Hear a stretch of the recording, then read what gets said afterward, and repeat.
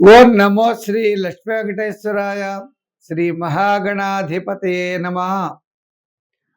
ఉగ్రం వీరం మహావిష్ణుం జ్వలంతం సర్వతోముఖం నృసింహం భీషణం భద్రం మృత్యుర్నమామ్యహం.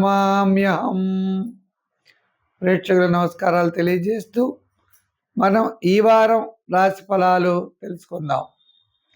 ఈ రాశి ఫలాల్లో నవంబర్ 2వ తారీఖు నుంచి 2025 నవంబర్ 8వ తారీఖు వరకు ఉన్న గ్రహాల యొక్క పరిస్థితిని అనుసరించి మనం రాశి ఫలాలు తెలుసుకోవాలి.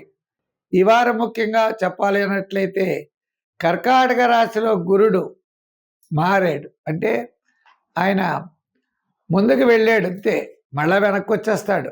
కర్కాటక రాశిలోకి వెళ్ళి మళ్ళా మిథున రాశిలోకి వస్తాడు. ప్రస్తుతం కర్కాటక రాశిలో ఉన్నాడు. రవి బుధులేమో తులారాశిలో, రవి శుక్రులు తులారాశిలో, కుజ బుధులు వృశ్చిక రాశిలో, శని మీనరాశిలో, కేతు సింహరాశిలో, రాహు కుంభరాశిలో ఉన్నారు. అయితే చంద్రుడు మీన మేష వృషభ రాశుల్లో ఈ వారం చంద్ర సంచారం ఉంటుంది.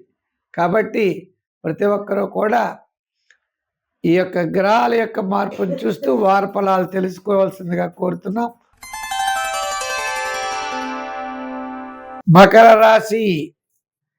ఈ మకర రాశి వారికి మంచి అదృష్ట కాలం. ఎంచేత కుటుంబార్థిక సంతానపరమైన వ్యవహారాలు అనుకూలంగా ఉంటాడు. మరి గురుడు షష్టం నుండి సప్తమంలోకి వచ్చాడు, అయినా షష్ట ఫలితాలనే ఇస్తాడని చెప్తున్నారు. సప్తమంలోకి వచ్చాడు కదా, సప్తమ ఫలితాలు పెద్దగా ఉండకపోవచ్చు. అయితే తృతీయంలో శని అత్యద్భుతమైన యోగాన్ని ఇస్తాడు. రాస్యాధిపతి శని తృతీయ స్థానంలో ఉండడం ద్వారా మంచి యోగమైనటువంటి ఫలితాలు మీకు కనబడతాయి.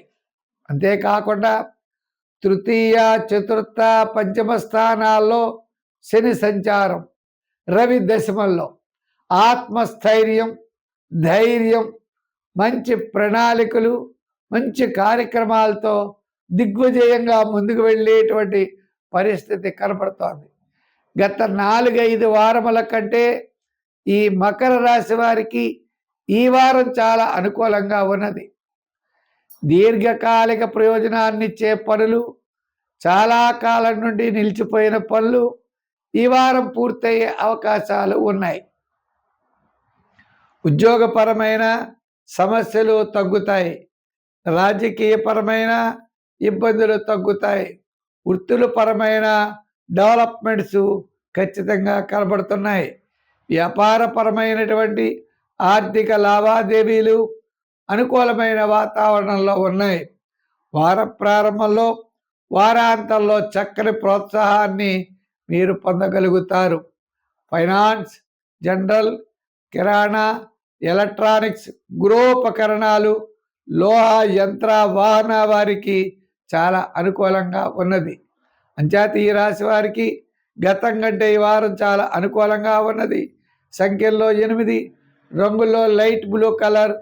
ఆరాధనలో తప్పనిసరిగా మనకి ఈ స్థానంలో ఉన్న కుజునికి సుబ్రహ్మణ్య స్వామి ఆరాధన చేస్తూ, మంగళవారం నాడు కందులు కానీ కందిపప్పు కానీ దానం చేస్తూ సుబ్రహ్మణ్య స్వామి వారి యొక్క ఆరాధన విశేషమైన ఫలితాన్ని ఇస్తుంది.